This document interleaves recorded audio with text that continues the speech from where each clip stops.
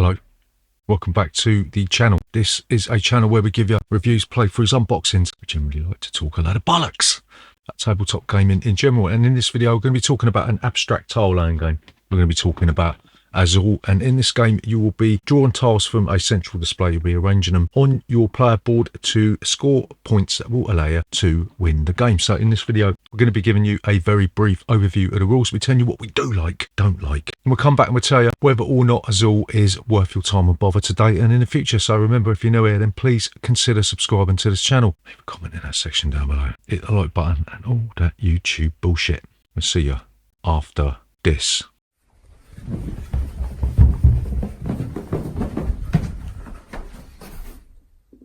Bollocks.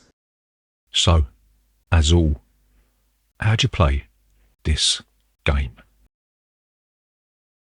So Azul is an abstract tile laying game. Everyone is going to get a player board. You'll see it on a player board. There's two sides to this. You've got a section where you'll be placing tiles in the first phase of the game, and then you've got a section where you'll be moving tiles across to arrange them in a specific order. You've also got a score track at the top of the board, and at the bottom of the board you've got what's called the floor, and if any tiles end up here you're going to get penalty points, right? So next thing you're going to do in setup, you're going to stick out a certain number of tiles in the center of the table, and you'll populate them with 4 tiles each. The player that receives the first player token will then choose one of the tiles. They'll choose a specific tile type or tile color from that offering, and they'll take all the tiles of that type and stick them on their player board on the left hand side. You'll notice that you have different sized slots. You've got a 1 slot, a 2 slot, a 3 slot, a 4 slot and a 5 slot, and you'll choose to put these tiles in those slots. If there's any left over, they will go to the floor, and these will cost you victory points during the end of round scoring, right? If there's any of these tiles left on the offering when you're done, you will put them into the center, and this becomes an offering for subsequent players. You'll keep doing this, going all the way around the table until all the tiles have been taken, and then you'll do some end of round scoring. You'll look at your player board, you'll move any tiles on the left hand side to the right hand side so long as you filled up the row on the right hand side. Right? Wrong?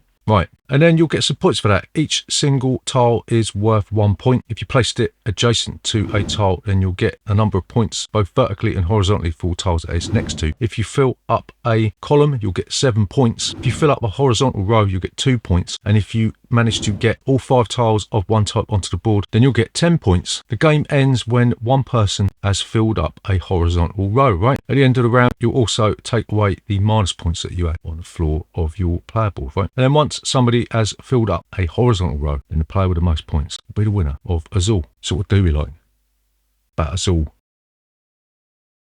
So the first thing that we really like about this game is it is so bloody simple. It is a little bit counterintuitive when you first play it. It's a bit hard to get your head around the rules. I don't know if that's because I'm stupid or not, but once you've got the rules in your head, you can fly through this game in less than 20 minutes if you want to. So essentially you could actually teach this game to a 5-year-old and have no problem whatsoever, right? So the second thing that we like about this game is there's loads of decent ways to augment your scoring. It's not just going to be a case of Quirkle style scoring where you're going to be getting points for putting tiles next to each other. There's also other stuff to go towards, and these are scoring opportunities that aren't going to be taken by other players. It's all to do with what's on your player mat. Not only is the simple scoring on offer, you're also going to be able to boost your score by maybe getting all of those tiles of one type onto your board and getting those 10 points, which could make all the difference. So the final thing that we like about us all is a decent level of stitch up in this game. The fact that you could not only deny other players the tiles that they want when you take them, but you can also force other players to take that massive lump of hippopotamus shit that has been festering in the center of the table, right? We've seen this on many occasions where there's loads and loads of, say, black tiles in the center. The person that's going to take them has already filled up their 4th and 5th row. So there's a nice way of engineering the downfall of a certain individual, but without seeing that pattern emerge too quickly, right? So what don't we like? That's all.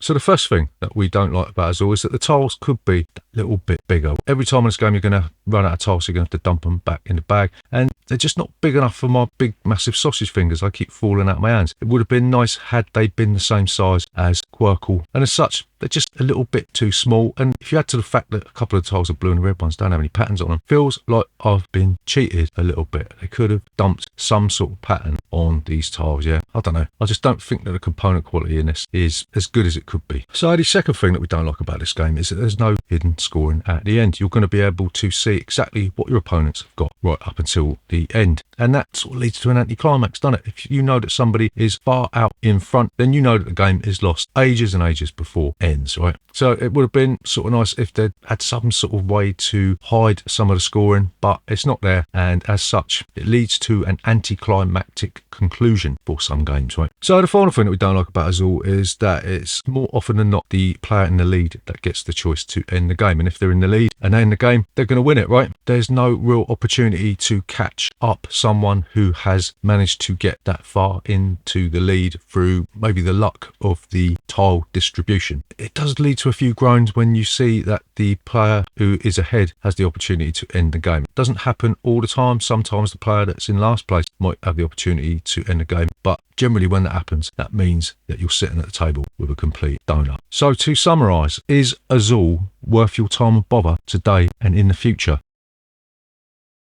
So we are going to say yes, this is an interesting abstract game that offers the correct balance of both skill and luck. It may be a bit too random and unfair. Some people may say that the tile draw is just too random, and the fact that they might be lumbered with that steaming pile of hippo shit in the centre against their wishes might turn a few people off of this thing, but there's something compelling about pulling off that 14-point killer move and storming into the lead, right? And as such, this is a game that really should be in everybody's collection. It just is that good for a light abstract game, right? So there you go. That is Azul. Remember, if you're new here, please consider subscribing to this channel. Leave a comment in that section down below, will you?